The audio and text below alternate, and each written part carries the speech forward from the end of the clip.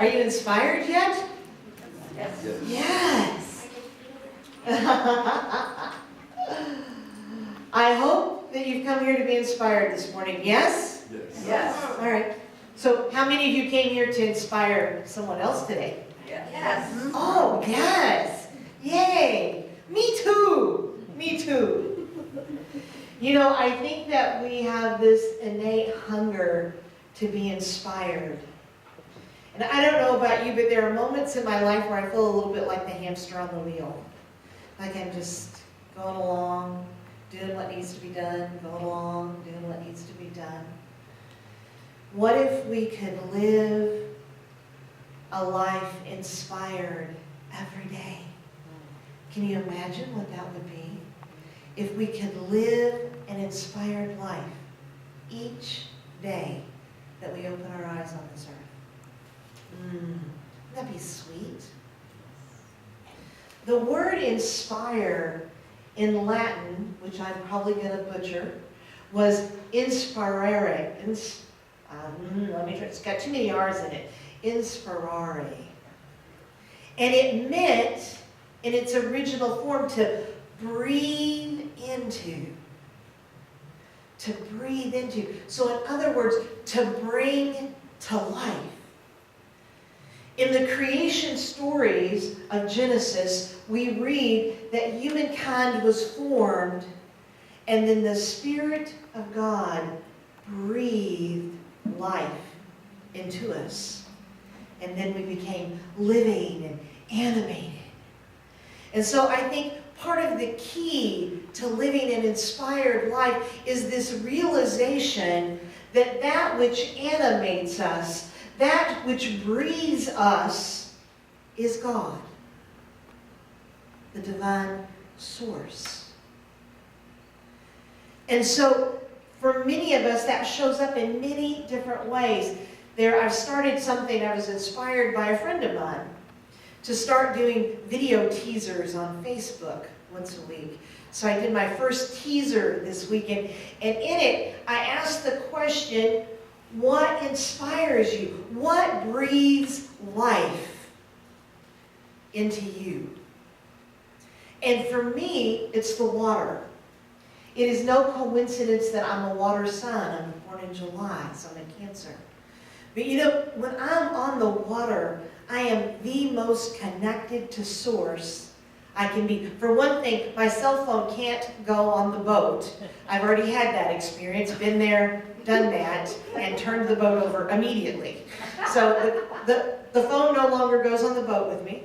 So there's nothing on the kayak with me, and I'm on the water. And water, to me, is a lesson for my life. Because, you know, if I'm not flowing forward, I'm sitting still and becoming stagnant. Sometimes I have to learn how to go around things instead of plowing through them. And when I'm on the water, I'm reminded that I always have a choice to go with the flow or to paddle upstream. And I can tell you that takes a lot of effort. And it's not nearly as much fun as going with the flow. And water also reminds me that there's wind blowing. Water also reminds me that there is a time to be still, a time to be quiet, and a time to be alone. We've been having some mic issues. So water breathes life into me. And my kayak teaches me about balance. You know, you can't get too distracted in a kayak.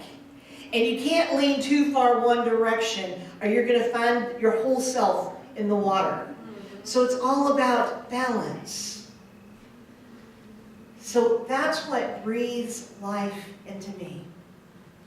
So close your eyes for a moment and consider, what is it that breathes life into you?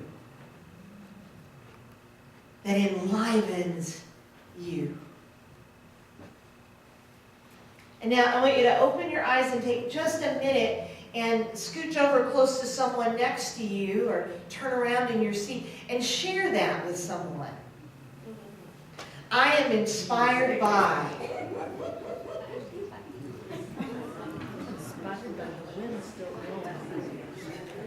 I thought it don't need your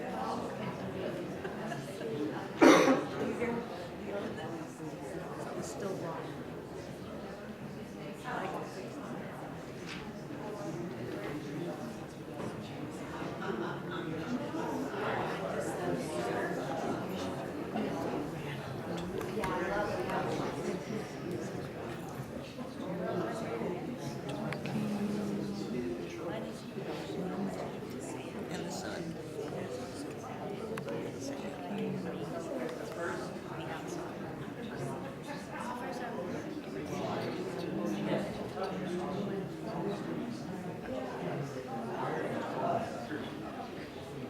All right.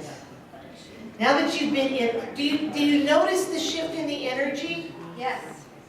How just about talking about that thing that enlivens you, how you feel more alive, you can feel it in the room. The room is more alive. Can you imagine your life if you made a commitment to do at least one thing every day that breathes life into you? Just one thing. You know, it doesn't have to take a lot of time even, but just one thing that brings life to you. If you could commit to that every day, how much more alive you might feel. Inspire also means to bring forth, to draw forth. And so an inspired life isn't just about doing those things that breathe life into you. An inspired life is also about breathing life into other things. In fact, I would say that to live an inspired life, we are called to breathe God. Think about that for a moment. That we are called to breathe God. Now, you may think that God doesn't need your breath, that God doesn't need your life, and you would be correct. But what if God is not to be found? What if, in fact, God is nowhere, but rather God is now here as you?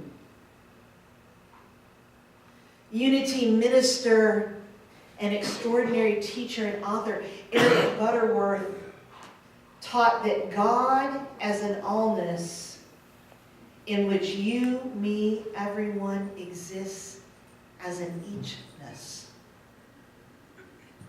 So if God is everywhere present, if God is all, then we are the each within that all.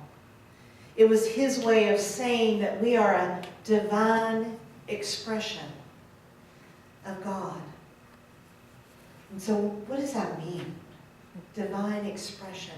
So when you look up the word expression in Merriam-Webster's dictionary, it tells you that expression is something that embodies something else. So you are the embodiment of God. You are the body, the hands, the feet, the breath of God. So living an inspired life is about living as the activity of, the substance of, the life of that which we call God. Juicy. And so imagine if God took form, how would that look in expression? If I had a big mirror, I would hold it up right now. That's what it would look like. So what does it mean to live as the activity of God? I think about living life as an exhale. You know, the Spirit of God had to exhale in order to breathe life into us. And so what if on the breath in, what if we breathed into our divine nature? If we breathe into the Spirit that lives within us, if we breathe in to our divine essence, and we exhale those qualities out into the world, what would we give life to? When I think about the activity of God, I think about love, I think about peace, I think about joy. So every time I act in kindness, I am the activity of God. Every time I bring peace to a situation where there's conflict, I am the activity of God. As strange as it might sound, I happen to enjoy facilitating funerals, officiating funerals. And I enjoy being at people's bedsides in hospice as they're making their transition. And I'll tell you why. In those moments, I am intimately connected to those families and to God. And in those moments, I am serving in love. I am loving in the most intimate, close, open-hearted way that I can. And I know, like I know, that I am being the activity of God. And that brings me joy. How are you the activity of God in your life? How are you breathing, exhaling those divine qualities into the world? When we live an inspired life, when we decide to live as the activity and life of God, we can't help but inspire others. We can't help but draw forth their divine qualities. We can't help but draw forth through our example their Christ light. When I shine, I give you permission to shine. I think about, there was a movie that touched me so deeply that these many, many years later, I still remember it. It was called Pay It Forward. Some of you remember it. It was about this little boy who was being told by the world, the adults in his world, that nobody cared about each other, that everybody was out to get something from you, that there was no reward in being kind. And so he determined as his class project that he was going to prove them wrong.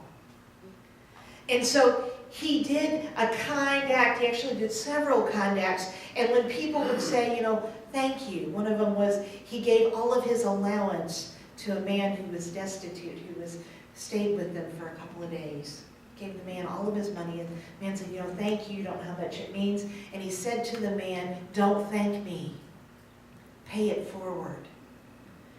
And when the young man met his untimely death, his mother was flooded with hundreds of letters of the ripples of that one act of kindness. The best compliment I've ever received came recently when someone said to me, I want you to know that you will never know the hundreds of lives that you've touched. You'll never know because it's a ripple. We are called to be the ripple. The ripple on the water that moves out in larger and larger circles. Mother Teresa said that when she was ministering to people, there were thousands of lepers. And people said, don't you get discouraged? There's like thousands. Like you're never going to reach everybody. And Mother Teresa said, I don't have to. I only have to heal this one. And then I reach out to this one. And then I reach out to this one. The same is true for us. When we live as the activity of God, we only have to breathe life into one person. And then that one person is inspired to shine their light for someone else. And someone else shines their light for someone else. And we have created this ripple of love and of peace and of divinity. And that, my friends, is what will change the world. That will change the world. Ralph Waldo Trine wrote, in A Tune with the Infinite, God is no respecter of persons. God doesn't create prophets, seers, sages, and saviors as such. God creates people. But here or there, one recognizes his or her true identity, recognizes the oneness of life and the source from whence it came. This one lives in the realization of this oneness, and in turn becomes a prophet, a seer, sage, or savior. Jesus, the way shower, is already here, and he's sitting in the aisles of Unity Fort Wayne Spiritual Center. Amen. Each of us are way showers. Each of us are here to show the way for others.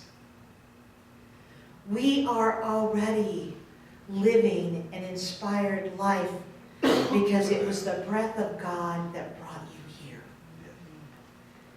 You're already been breathed into. And now it's time to exhale out into the world. Each and every day is an opportunity for you to be breathed into, to be inspired. And it's an even greater opportunity for you to exhale and breathe life into others. Today, my friends, may you leave here inspired, and may you go forth and inspire. Namaste.